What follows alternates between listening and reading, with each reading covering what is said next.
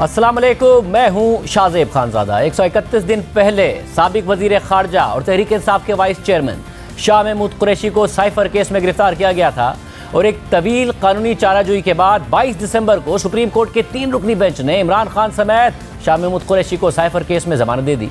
और 131 दिन कैद में रहने के बाद जब आज शाह महमूद कुरैशी की अडियाला जेल से रिहाई होने वाली थी और वो अपना साजो सामान लेकर घर जाने की तैयारी कर रहे थे, उनकी फैमिली वहाँ मौजूद थी, तो उन्हें रावलपिंडी पुलिस ने धक्के मारकर बख्तरबंद गाड़ी में सवार करके एक बार फिर गिरफ्तार कर लिया और 2 बार पाकिस्तान के वजीर खारजा रहने वाले सीनियर सियासी रहनुमा को गिरफ्तार करने के जो मनाजिर सामने आए हैं, उनकी फैमिली और कैमरों के सामने जो उनके साथ किया गया, उससे इन सवालात ने जन्म ले लिया है कि इंतजामिया और मौजूदा निगरान हुकूमत तहरीक इंसाफ को कमज़ोर करने के लिए जिस किस्म के इकदाम उठा रही है, उससे क्या वो वाकई कमज़ोर हो रही है या इंतजामिया और निगरान हुकूमत गैर दानिस्ता तौर पर तहरीक इंसाफ की इंतखाबी मुहिम चलाने का जरिया साबित हो रही है और उनके सियासी इंतखाब के बयानी को जवाब फराहम कर रही है। गुज़िश्ता हफ्ते कायम मकाम चीफ जस्टिस सरदार तारिक मसूद की सरबराही में सुप्रीम कोर्ट के 3 रुकनी बेंच ने शाह महमूद कुरैशी को साइफर केस में जमानत पर रिहा किया, जिसके बाद शाह महमूद कुरैशी के वकील उनकी जमानत पर रिहाई के लिए ज़रूरी कानूनी तकाजे पूरे करने में मसरूफ़ हो गए। लेकिन फिर कल रावलपिंडी के डिप्टी कमिश्नर हसन वक़ार चीमा ने शाह महमूद कुरैशी को MPO ऑर्डर के तहत मजीद 15 दिन के लिए तहवील में रखने का ऑर्डर जारी कर दिया और जवाब ये दिया कि CPO रावलपिंडी ने खत लिखकर कहा है कि शाह महमूद कुरैशी 9 मई के वाक़े में तशद्दुद पर उकसाने समेत मुख्तलिफ जराइम में मुलविस हैं और उन पर FIR दर्ज है और ये मुमकिन है कि अगर उन्हें रिहा किया गया तो वो दोबारा ये जराइम सरजद कर सकते हैं, जिससे लॉ एंड ऑर्डर की सूरत हाल पैदा हो सकती है। और ज़िला इंटेलिजेंस कमेटी ने पुलिस के इस मौक़िफ़ की तायीद की है और शाह महमूद कुरैशी को मज़ीद तहवील में रखने से मुताल्लिक़ इत्तफ़ाक़ किया है। इसलिए मैं मुतमईन हूँ कि शाह महमूद कुरैशी को अमन आमा के ख़िलाफ़ किसी इक़दाम से रोकने के लिए उनकी तहवील ज़रूरी है। और फिर MPO के तहत डिप्टी कमिश्नर हसन वक़ार चीमा ने शाह महमूद कुरैशी को मज़ीद 15 दिन तहवील में रखने का ऑर्डर जारी कर दिया। लेकिन दिलचस्प बात यह है कि अदालतें MPO के तहत जारी होने वाले ऑर्डर्स को पहले भी कलअदम करार दे चुकी हैं और लाहौर हाईकोर्ट पंजाब पुलिस को MPO के तहत गिरफ्तार करने से पहले ही रोक चुकी थी, जिसके बाद फिर अचानक उसी दिन यानी कल 26 दिसंबर को डिप्टी कमिश्नर हसन वक़ार चीमा अपने MPO ऑर्डर से पीछे हट गए और नया ऑर्डर जारी करते हुए लिखा कि CPO रावलपिंडी की सिफारिश पर शाह महमूद कुरैशी के खिलाफ जारी होने वाला MPO ऑर्डर वापस लिया जाता है और अगर उन्हें किसी और केस में तहवील में रखने की ज़रूरत नहीं है तो उन्हें फौरी तौर पर रिहा किया जाए। यानी एक दिन ही में शाह महमूद कुरैशी अमन आमा से मुताल्लिक रावलपिंडी पुलिस और ज़िला इंतज़ामिया के लिए ख़तरा थे और फिर चंद घंटों बाद ही वो ख़तरात ख़त्म भी हो गए। और फिर जब आज शाह महमूद कुरैशी अडियाला जेल से साइफर केस में रिहा होने के बाद जेल से बाहर आ रहे थे तो वहाँ रावलपिंडी पुलिस उनका इंतजार कर रही थी और पुलिस को देखकर शाह महमूद कुरैशी ने अडियाला जेल के इहाते में मीडिया से बात करने की कोशिश की, लेकिन इसी दौरान पुलिस ने उन्हें धक्के मारकर बाहर निकाला और उन्हें गिरफ्तार करके बख्तरबंद गाड़ी में डाल दी। मैं आपको सुप्रीम कोर्ट लेके जाऊंगा अगर आपने गैर कानूनी हरकत की। मैं कानून के दायरे के अंदर खड़ा हूं। सुप्रीम कोर्ट के acting chief justice Mansoor Ali Shah साहब, जस्टिस अतर मिनल्ला साहब ने साइफर केस में पूरे दलाइल सुनकर मेरी जमानत का ऑर्डर किया। 3 सुप्रीम कोर्ट के जस्टिस का ऑर्डर है। ये इन्होंने मुझे कल जज ने रोपकार पे साइन किया मेरी रिहाई का 2:35 पे उसी वक्त इन्होंने मेरे गिरफ्तारी के 3 NPO के तहत इन्होंने मेरे गिरफ्तारी के ऑर्डर इशू कर दिए और फिर मुझे इन्होंने गिरफ्तार करके नजरबंद कर दिया। आज मुझे इन्होंने कहा हो गया। नहीं सर, आप भी आई एम सॉरी। ये देखिए, ये देखिए, ये क्या है? ये देखिए, ये देखिए, ये क्या कर रहे हैं? ये देखिए, ये क्या है? ये क्या है? तमीज से वही क्या कर रहा है? ये क्या कर रहे हैं? ये देखिए, ये गैर कानूनी कर रहे हैं। शाह साहब क्या करेंगे? शाह साहब क्या करेंगे? छोड़ दे, जुल्म है, छोड़ दे। नाइंसाफी, सुप्रीम कोर्ट के ऑर्डर का मजाक किया गया। सुप्रीम कोर्ट ने रिहा किया और ये मुझे दोबारा गिरफ्तार कर रहे हैं झूठे मुकदमे में। मैंने कौम की तर्जुमानी की है, मैं बेगुनाह हूँ और ये मुझसे बिला वजह इंतकामी सियासी इंतकाम का निशाना बनाया जा रहा है। ये सब कुछ मुल्क के एक सीनियर सियासतदान, मुल्क के 2 दफ़ा वज़ीर ख़ारजा रहने वाले, एक मकबूल जमात के डिप्टी चेयरमैन, वाइस चेयरमैन रहने वाले सियासतदान के साथ किया गया। और शाह महमूद कुरैशी की इस गिरफ्तारी के बाद पुलिस ज़राए ने यह दावा कर दिया कि शाह महमूद कुरैशी को रावलपिंडी के थाना आरे बाजार की पुलिस ने गिरफ्तार किया है। शाह महमूद कुरैशी 9 मई के वाक़यात में नामजद हैं और उनकी गिरफ्तारी मुकदमा नंबर 981 और 708 में डाली गई है और उन्हें थाना आरे बाजार मुंतकिल कर दिया गया है। यानी पुलिस ने ज़राए से दावा कर दिया कि शाह महमूद कुरैशी को 9 मई के वाक़यात से मुतालिक मुकदमा में गिरफ्तार किया गया है। लेकिन अहम बात यह है कि पहली दफ़ा शाह महमूद कुरैशी को 9 मई के वाक़यात से मुतालिक 11 मई को इस्लामाबाद की पुलिस ने गिरफ्तार किया था। लेकिन इस्लामाबाद हाई कोर्ट के ऑर्डर्स के बाद जब 23 मई को शाह महमूद कुरैशी रिहा हुए तो फिर उसी दिन पंजाब पुलिस ने उन्हें गिरफ्तार कर लिया। और दिलचस्प बात यह है कि बिल्कुल इसी तरह रावलपिंडी के डिप्टी कमिश्नर के MP ऑर्डर के तहत उनकी 23 मई को गिरफ्तारी डाल दी गई थी। और जब शाह महमूद कुरैशी को गिरफ्तार किया जा रहा था तो उनसे पार्टी छोड़ने के हवाले से सवाल हुआ, जिस पर उन्होंने जवाब दिया कि वो पार्टी में हैं और पार्टी में रहेंगे।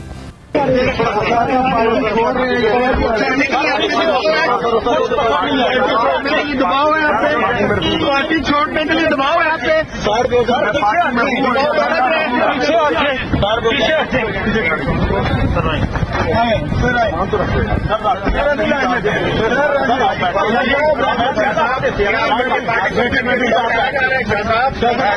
छोड़ने के लिए दबाव डाला जा रहा है आप पे। मैं पार्टी में था, हूँ और इंशाअल्लाह रहूँगा। और इसके बाद 6 जून को लाहौर हाई कोर्ट के रावलपिंडी बेंच ने शाह महमूद कुरैशी को रिहा करने का हुक्म दिया और पुलिस को उन्हें किसी और केस में MPO के तहत गिरफ्तार करने से रोक दिया, जिसके बाद 19 अगस्त को शाह महमूद कुरैशी को साइफर केस में गिरफ्तार कर लिया गया। और 131 दिन बाद जब आज वो जमानत पर रिहा होने वाले थे तो पहले उन्हें MPO के तहत गिरफ्तार करने की कोशिश की गई और फिर इस ऑर्डर को वापस लेकर रावलपिंडी की पुलिस ने उन्हें 9 मई के वाक़यात से मुतालिक 2 ऐसे केसेस में गिरफ्तार कर लिया जिसमें वो जून के महीने तक नामजद भी नहीं थे। क्योंकि 6 जून को लाहौर हाई कोर्ट के सामने पंजाब पुलिस ने शाह महमूद कुरैशी के खिलाफ मुकदमात की तफसीलात बताते हुए कहा था कि उनके खिलाफ मुल्तान में 5 FIR और लाहौर में 4 FIR हैं और रावलपिंडी की किसी भी FIR का कोई जिक्र तक नहीं किया गया था। और 6 जून को रिहा होने के बाद 13 जून को इस्लामाबाद की दहशत गर्दी की अदालत ने शाह महमूद कुरैशी को 9 मई से मुतालिक केसेस में जमानत दे दी, जिसके बाद शाह महमूद कुरैशी ने मीडिया से बात करते हुए कहा कि 9 मई के जिन वाक़यात से मुतालिक मुझ पर मुकदमात बनाए गए उस वक्त तो मैं इस्लामाबाद में मौजूद ही नहीं था। हैरानकुन बात यह है कि ये दोनों केस जो मुझ पर दर्ज किए गए हैं वक़ुआ है 9 मई का और एक 4 बजे का और एक 5:50 का। मैं इस्लामाबाद में मौजूद ही नहीं हूँ, मैं कराची में हूँ। मीडिया के पास फुटेज मौजूद है कराची एयरपोर्ट पे मेरी प्रेस कॉन्फ्रेंस की। जिस जहाज से मैंने ट्रैवल किया है वो मौजूद है, उसका आपको बोर्डिंग कार्ड मिल जाएगा। मैं फिजिकली यहाँ मौजूद ही नहीं हूँ और मुझ पर एक मन घड़त मुकदमा दर्ज कर दिया गया। बहरहाल अब एक दफ़ा फिर शाह महमूद कुरैशी को 9 मई के वाक़यात से मुतालिक गिरफ्तार कर लिया गया है और तहरीक इंसाफ ने अपने वाइस चेयरमैन की गिरफ्तारी पर रद्दअमल देते हुए कहा है कि इंतखाबात में वाज़ेह शिकस्त ने रियासत के वजूद पर पागलपन सवार कर रखा है। इलेक्शन शेड्यूल के ऐलान के बाद क़यादत, उम्मीदवारान और कारकुनान के खिलाफ क्रैकडाउन में तेज़ी आई है। शाह महमूद कुरैशी इलेक्शन में तहरीक इंसाफ के अहम उम्मीदवारों में से एक हैं। शाह महमूद कुरैशी को इंतखाबात की दौड़ से बाहर रखने की कोशिशें की जा रही हैं। ज़ाहिदुल मियाद निगरां हुकूमतों की जानिब से तहरीक इंसाफ के खिलाफ जुल्म किया जिम्मेदार इलेक्शन कमीशन है।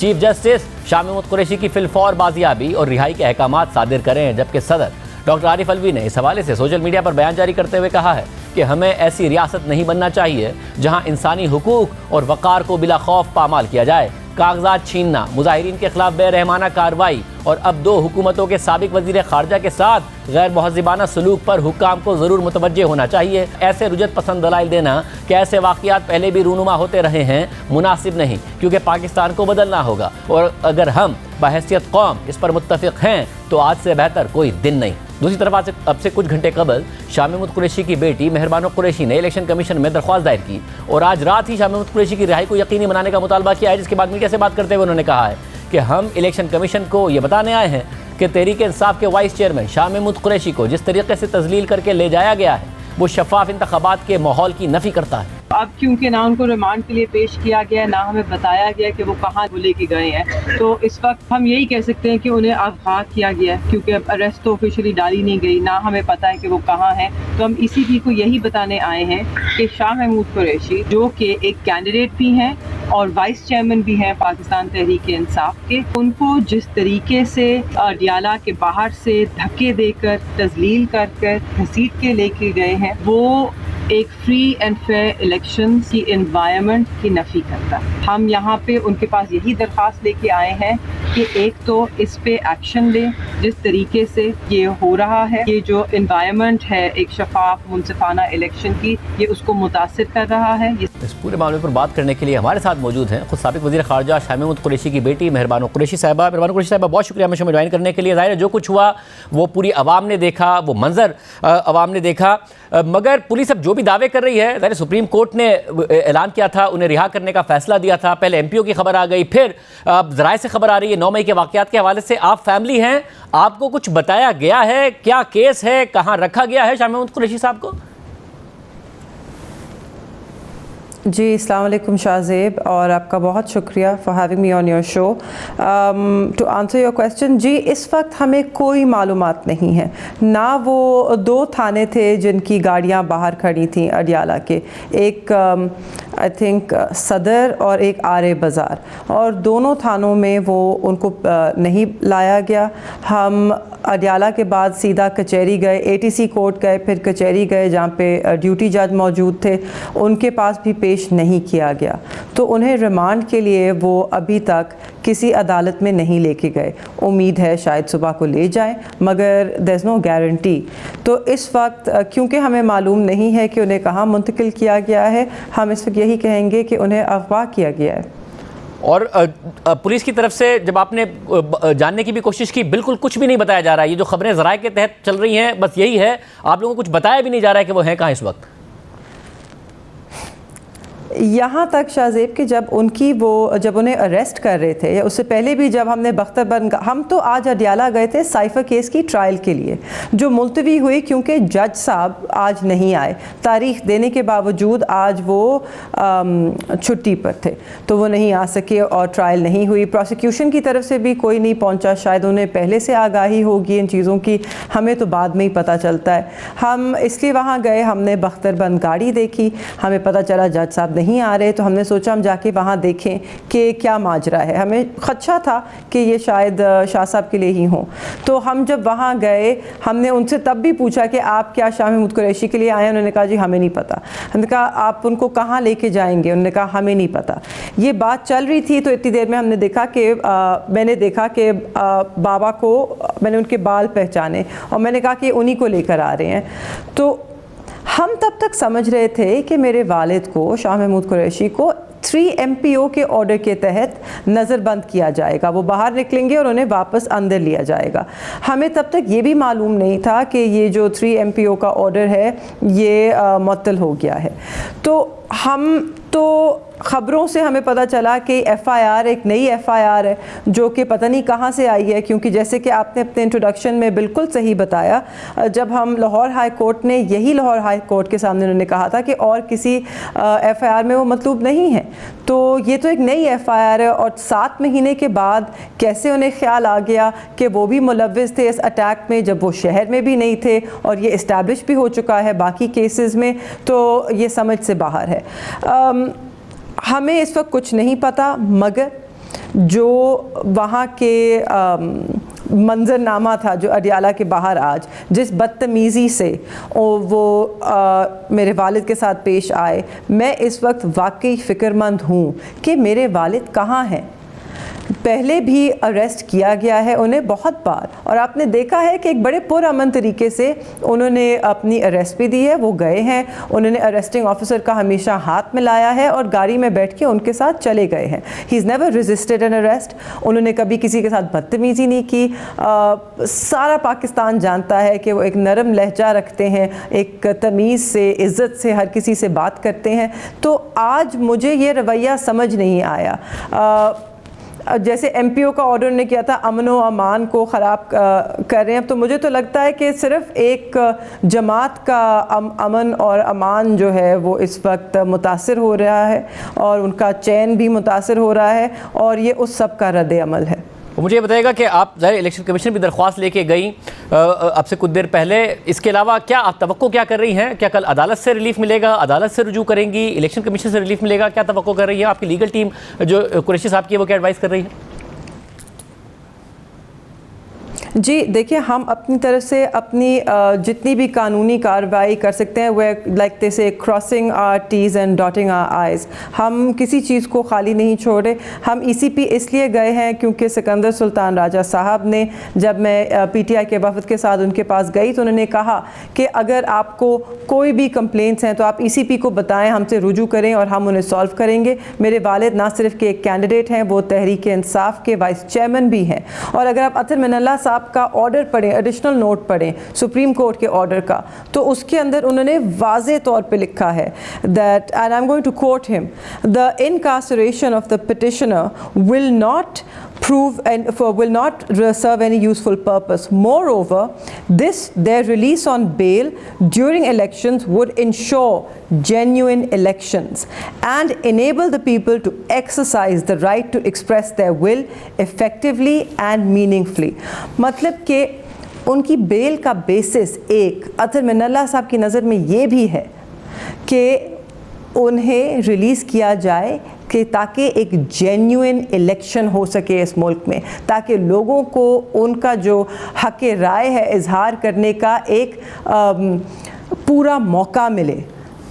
बिकॉज विदाउट दैट ये एक फ्री एंड फेयर ना इलेक्शन हो रहा है, ना यहाँ पे एक इन्वायरमेंट पैदा की जा रही है इलेक्शन की। मगर मैं फिर भी कहूँगी कि 8 फरवरी को जो भी हो इलेक्शंस होने ज़रूरी हैं। बहुत शुक्रिया मेहरबान कुरैशी साहिबा हमारे साथ मौजूद थी। प्रोग्राम में आगे बढ़ते हैं। तहरीक इंसाफ को इंतज़ामिया की सख्त कार्रवाइयों के साथ साथ अदालतों से रिलीफ मिलने का सिलसिला भी जारी रहा है। मुख्तलिफ हाई कोर्ट से मुख्तलिफ मुकदमात में रिलीफ मिलने के अलावा तहरीक इंसाफ को सुप्रीम कोर्ट से भी रिलीफ मिला, जब गुज़िश्ता हफ्ते कायम मकाम चीफ जस्टिस सरदार तारिक मसूद की सरबराही में जस्टिस मंसूर अली शाह और जस्टिस अतर मिनल्ला पर मुश्तमिल बेंच ने न सिर्फ इमरान खान और शाह महमूद कुरैशी की साइफर केस में ज़मानत मंजूर की, बल्कि तहरीक इंसाफ की लेवल प्लेइंग फील्ड ना मिलने की दरख्वास्त पर इलेक्शन कमीशन को भी हुक्म दिया कि वो तहरीक इंसाफ के तहफ़्फ़ुज़ात दूर करे। और आज लेवल प्लेइंग फील्ड ना मिलने पर इलेक्शन कमीशन के खिलाफ एक बार फिर तहरीक इंसाफ ने सुप्रीम कोर्ट से रुजू किया है और इमरान खान की नाअहली ख़त्म करने की भी इस्तदा की है। ताहम नाअहली ख़त्म करने के मामले पर फौरी समाअत की इस्तदा आज सुप्रीम कोर्ट ने मुस्तरद कर दी है। इमरान खान के खिलाफ तोशाखाना खेज का फैसला मुअत्तल करवाने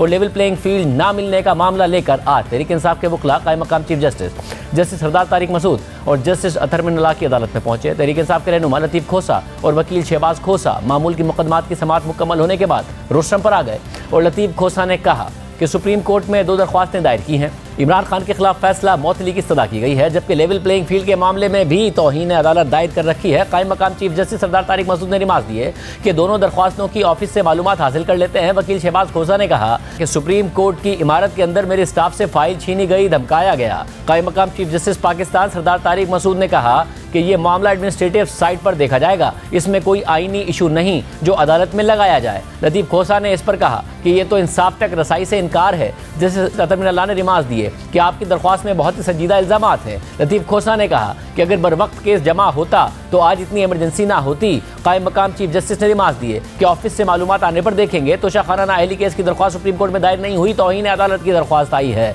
इसको मुकर्रर करने से मुताल्लिक चैम्बर में जाकर फैसला करेंगे। शहबाज खोसा ने इस्तदा की कि तोशाखाना केस में नाअहली ख़त्म करने की दरख्वास्त 3 रुकनी बेंच के सामने मुकर्रर कर दें। इस पर कायम मकाम चीफ जस्टिस सरदार तारिक मसूद ने कहा कि इस्लामाबाद में सिर्फ 2 ही जज दस्तियाब हैं। तोशाखाना केस को कम अज़ कम 3 रुकनी बेंच को सुनना चाहिए। इस हफ्ते तोशाखाना नाअहली केस की समाअत मुमकिन नहीं है।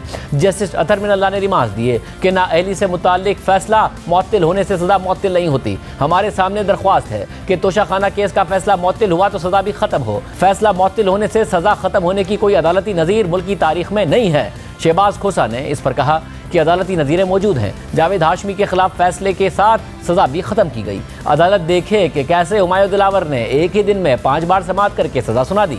जस्टिस अतर मिनल्ला ने रिमार्क दिए कि आप ऐसी दरख्वास्त लेकर आ गए जिसकी मिसाल पाकिस्तान की तारीख में नहीं मिलती। कायम मकाम चीफ जस्टिस सरदार तारिक मसूद ने कहा कि आपकी दरख्वास्त को 2 रुकनी बेंच सिर्फ खारिज कर सकता है।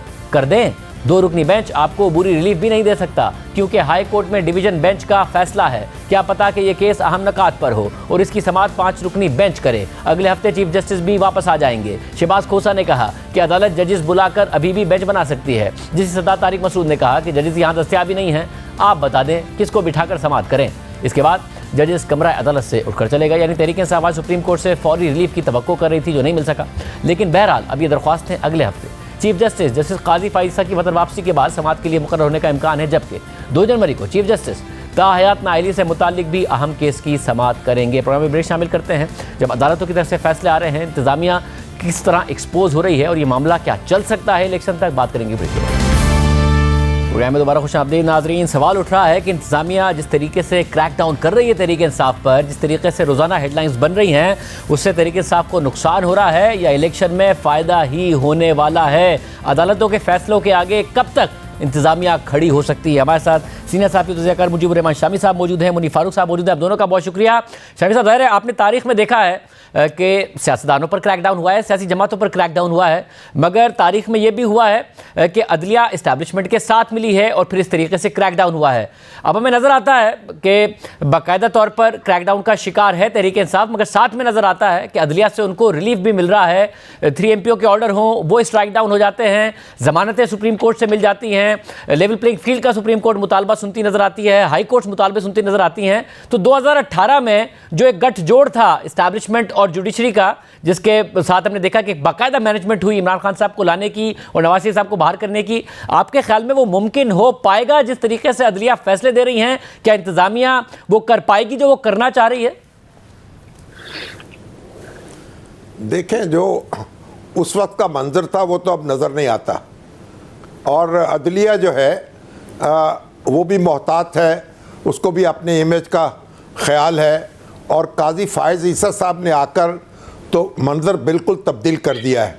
तो मेरा ख्याल कि अब अदलिया से ये तवक्को नहीं रखनी चाहिए कि वो इस्टेब्लिशमेंट के साथ खड़ी होगी और हाँ में हाँ मिलाएगी और जो कहा जाएगा वो कर गुजरेगी।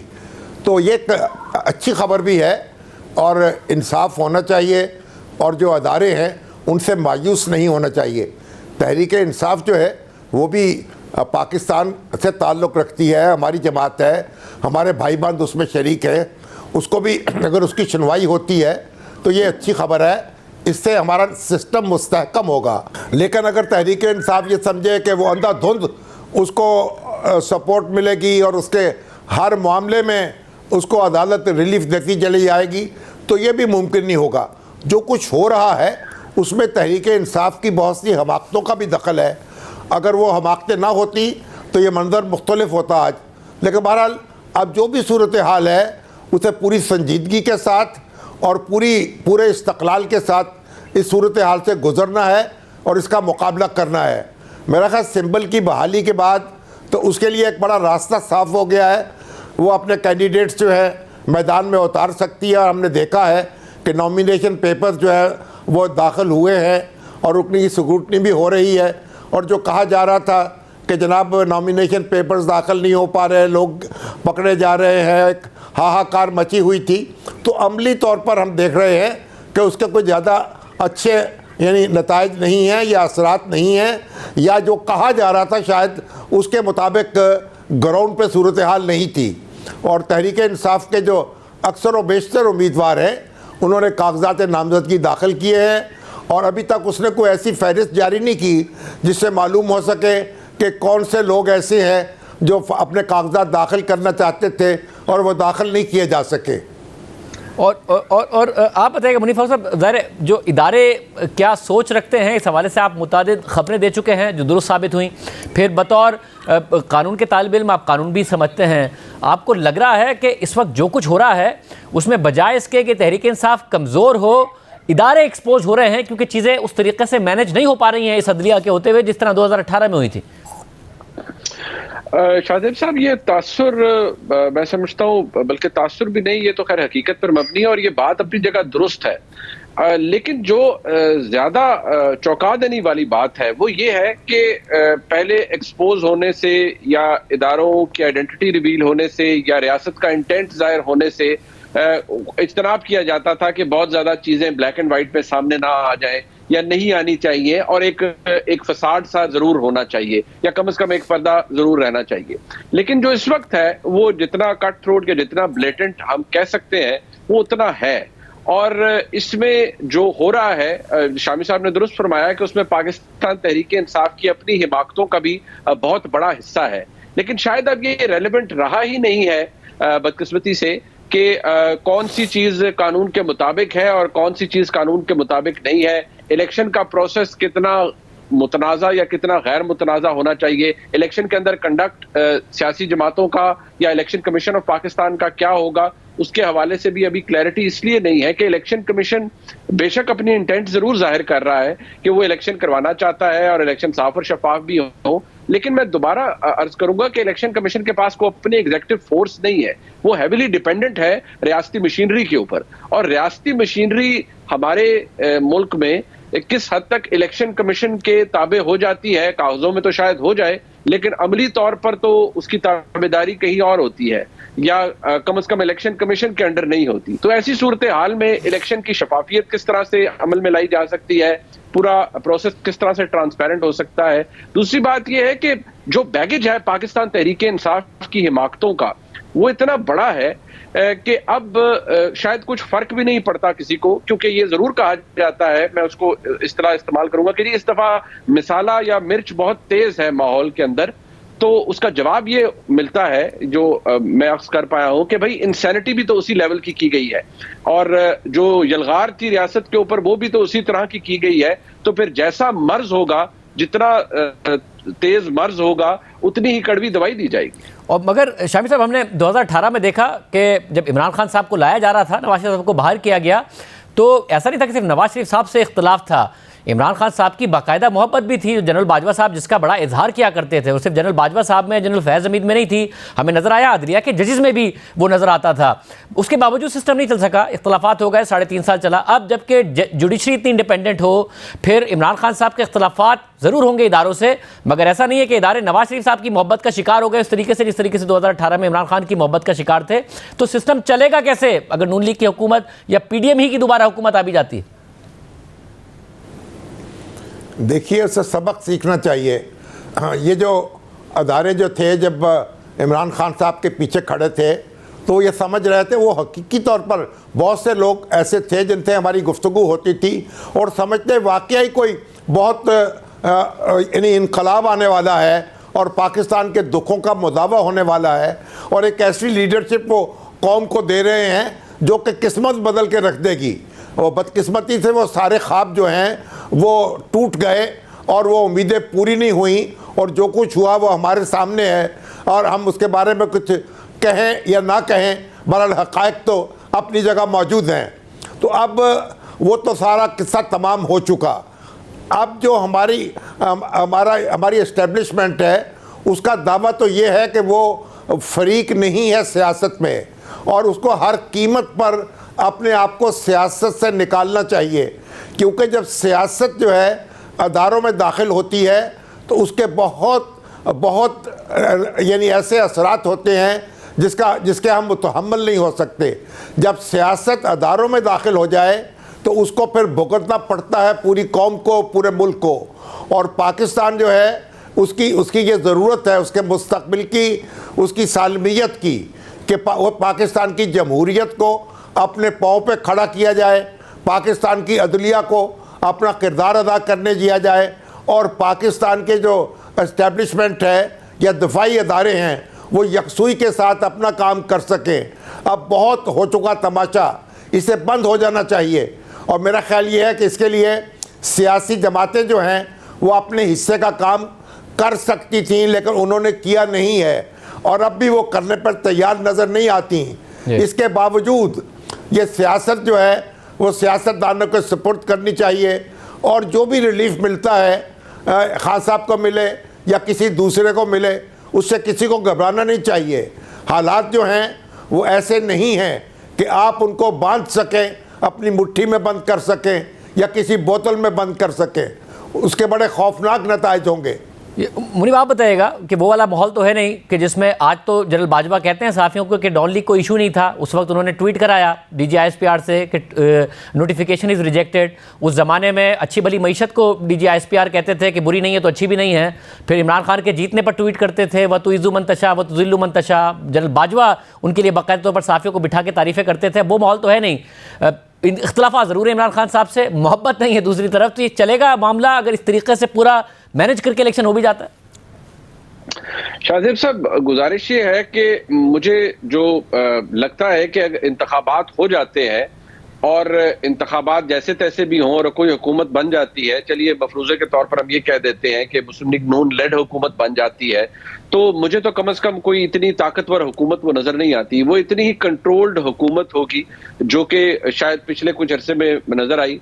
और कोई भी वज़ीर आज़म, मुझे नहीं लगता, चाहे अगर मियां नवाज शरीफ साहब खुद भी इलेक्ट हो जाते हैं चौथी दफा वज़ीर आज़म, तो सबसे बड़ा मसला ही शायद मुझे जो लगता है आगे ये पड़ेगा कि मियां नवाज शरीफ साहब 3 दफा वज़ीर आज़म रह चुके हैं, उनका ज़हनी तौर पर एक मोल्ड अपनी जगह मौजूद है, वो असर्ट करने वाले वज़ीर आज़म है, तंगी बर्दाश्त नहीं कर सकते इख्तियारात की, कॉम्प्रोमाइज, जाहिर बात है जब आप इतने ज्यादा बैटल हार्डन हो जाएं तो फिर आप कॉम्प्रोमाइज भी नहीं कर सकते। जबकि शहबाज शरीफ साहब का जो स्कूल ऑफ थॉट है वो बिल्कुल मुख्तलिफ है। तो मियां नवाज शरीफ साहब के हवाले से जो उनके नाकदीन है वो यही सोच बनाकर बैठे हुए हैं कि अब तो अगर मियां नवाज शरीफ चौथी दफा वज़ीर आज़म बनते हैं और हुकूमत आती है तो फिर इंतजार इस बात का होगा कि मियां नवाज शरीफ साहब के इख्तलाफात इस एस्टेब्लिशमेंट के साथ कब पैदा होंगे, कब उनका एक दूसरे के टर्फ के अंदर प्रॉब्लम क्रिएट होना शुरू हो जाएंगे और कब तलखी बढ़ जाएगी, क्योंकि वो लोग तो इसी हवाले से बात कर रहे हैं। लेकिन मैं आपको इतना जरूर बता दूं कि निज़ाम जैसा तैसा भी हो लेकिन वो कोई मजबूत निज़ाम नहीं हो सकेगा बदकिस्मती से, और जिस सियासी इस्तेहकाम के हम सारे मुतमन्नी हैं, कम अज कम मुझे वो इलेक्शंस के बाद भी फौरी तौर पर नजर नहीं आता। मैं गलत हो सकता हूं और मैं दुआ करता हूं मैं गलत साबित हूं, लेकिन बहसियत एक पाकिस्तानी, बहसियत एक सहाफ़ी, जो इन्फॉर्मेशन और चीज़ें मेरे सामने हैं या जो मामलात सामने हैं, कम से कम मुझे तो कोई इससे इस्तेहकाम की बात नजर नहीं आती। बहुत शुक्रिया तज़िया नाज़रीन, आपने सुना। प्रोग्राम ब्रेक शामिल करते हैं। इस्लामाबाद में मजीद जो कुछ हो रहा है वो भी रियासत पर सवाल उठा रहा है, तो सामने तफसीलात रखेंगे ब्रेक के बाद। जबरी गुमशुदगियों और मावरा अदालत कत्ल के खिलाफ बलोच यकजहती कमेटी का इस्लामाबाद में नेशनल प्रेस क्लब के बाहर एहतजाज आज छठे दिन भी जारी रहा। मार्च के शुरुका का मुतालबा है कि पुलिस उनके गिरफ्तार किए गए साथियों को फौरी रिहा करे, जबकि पुलिस का दावा है कि उन्होंने गिरफ्तार किए गए तमाम अफराद को छोड़ दिया है। आज 52 मजीद मुजाहिरीन को रिहा किया गया है, जबकि बलोच यकजहती कमेटी का कहना है कि अभी भी हमारे कई साथी सलाखों के पीछे हैं। नई मसगर की खबर के मुताबिक मार्च के शुरुका हुकूमत की मुज़ाकराती कमेटी की इस मामले को लेकर संजीदगी पर भी सवाल उठा रहे हैं। मार्च के शुरुका का कहना है कि हमें हुकूमत की संजीदगी पर शक है, क्योंकि हुकूमत की मुज़ाकराती टीम पिछले 2 दिनों से हमारे पास नहीं आई है, जबकि हुकूमत की 3 रुकनी मुज़ाकराती टीम में शामिल निगरान वज़ीर इत्तलात मुर्तज़ा सोलंकी का कहना है कि हम मुज़ाकरात को आगे बढ़ाने के लिए मुज़ाहिरीन के मुतालबात का इंतजार कर रहे हैं। मुतालबात पेश होने के बाद हम मज़ीद बातचीत की तवक्को करते हैं। बलोच यकजहती कमेटी की जानिब से अपने साथियों की रिहाई के लिए दायर दरख्वास्त पर आज इस्लामाबाद हाई कोर्ट में समाअत भी हुई। गुज़िश्ता समाअत में चीफ जस्टिस आमिर फारूक के बाद आज की समाअत में जस्टिस मियां गुल हसन औरंगजेब ने भी पुलिस के रवैये पर बरहमी का इजहार किया। गुज़िश्ता जुमेरात को बलोच यकजहती कमेटी की जानिब से अपने साथियों की बाजियाबी के लिए इस्लामाबाद हाई कोर्ट में दरख्वास्त दायर की गई थी, जिसकी समाअत जस्टिस आमिर फारूक ने की थी और गिरफ्तार अफराद को रिहा करने का हुक्म दिया था। जबकि आज इस केस की समाअत जस्टिस मियां गुल हसन औरंगजेब ने की। समाअत के दौरान एसएसपी ऑपरेशंस और एडवोकेट जनरल इस्लामाबाद अदालत में पेश हुए। समाअत के दौरान बलोच यकजहती कमेटी के वकील अताउल्लाह कुंडी ने अदालत के सामने मौक़िफ़ रखा कि बलोच मार्च के शुरुका जब इस्लामाबाद पहुंचे तो उनको गिरफ्तार कर लिया गया। मार्च के शुरुका पर वाटर कैनन और आंसू गैस का इस्तेमाल और तशद्दुद किया गया। इस पर जस्टिस मियां गुल हसन औरंगजेब ने उनसे पूछा कि कितने बलोच मुजाहिरीन गिरफ्तार हैं। अताउल्लाह कुंडी ने जवाब दिया कि अब भी 34 बलोच मुजाहिरीन पुलिस की तहवील में हैं। रिकॉर्ड के मुताबिक 196 बलोचों को गिरफ्तार किया गया था, उनमें से 162 जमानत पर हैं। मुजाहिरीन में से ज़हीर बलोच अब तक नहीं मिले। इस पर अदालत ने एसएसपी से कहा कि एहतजाज से निपटने की पॉलिसी यकसा होनी चाहिए ना। कुछ मुजाहिरीन को आप गोद में बिठा लेते हैं, कुछ के साथ ये हाल कर देते हैं। अगर एसएसपी के हाथ बंधे हुए हैं तो सेक्रेटरी दाखिला को बुला लेते हैं। हमें कोई दुश्मन नहीं चाहिए, हम खुद ही अपने दुश्मन हैं। जस्टिस मियां गुल हसन औरंगजेब ने मजीद कहा कि क्या इस्लामाबाद में मुजाहिरीन को रेड जोन में भी पैम्पर नहीं किया जाता? कुछ मुजाहिरीन को अहकामात पर पुलिस की जानिब से तहफ़्फ़ुज़ दिया जाता है। क्या बलोच मुजाहिरीन ने तनसीबात पर हमला किया? अदालत के सवाल पर एसएसपी इस्लामाबाद ने जवाब दिया कि जो 34 बलोच गिरफ्तार हैं उनकी शनाख्त परेड मजिस्ट्रेट को करनी है। इस दौरान दरख्वास्त गुजार के वकील ने इस्तदा की कि आईजी इस्लामाबाद के बयानात में तज़ादात हैं, आईजी इस्लामाबाद के बयानात पर रिपोर्ट तलब की जाए। समाअत के दौरान अदालत ने रिमार्क दिए कि इस मुल्क में ज़मानत के अहकामात के बावजूद ज़मानत नहीं होती। अंग्रेज़ ने बलोच के बारे में क्या कहा था? अंग्रेज़ ने कहा कि बलोच को इज्जत दो और वो आपके लिए कुछ भी करेगा। मुल्क में तब तक कुछ नहीं होता जब तक कुछ हो ना जाए। मजिस्ट्रेट कल तक शनाख्त का अमल मुकम्मल करे। समाअत के दौरान एडवोकेट जनरल ने कहा कि हुकूमत पर इल्ज़ामात लगाना आसान है, मुजाहिरीन में से कोई भी बलोच लापता नहीं है। इस दौरान दरख्वास्त गुजार के वकील ने कहा कि अदालत रिपोर्ट मांगे कि मुजाहिरीन में से 50 से ज़ायद ख़वातीन को क्यों गिरफ्तार किया गया। इस पर जस्टिस मियां गुल हसन औरंगजेब ने कहा कि बहुत कुछ कहने को दिल करता है लेकिन कह नहीं सकता। बलोच मुजाहिरीन मुसलसल मुतालबा कर रहे हैं कि उनके साथी डॉक्टर ज़हीर बलोच के बारे में उन्हें कोई मालूमात नहीं दी जा रही है। आज एडवोकेट जनरल ने डॉक्टर ज़हीर बलोच के बारे में भी अदालत को बताया कि ज़हीर बलोच की जमानत हो चुकी है, लेकिन मचल के जमा ना होने पर उन्हें रिहा नहीं किया गया। इसके बाद अदालत ने इस्लामाबाद पुलिस से खवातीन बलोच मुजाहिरीन के हवाले से अगली समाअत में रिपोर्ट तलब करते हुए केस की समाअत 29 दिसंबर तक मुलतवी कर दी। आज के प्रोग्राम में इतना ही, दीजिए। अल्लाह हाफिज़।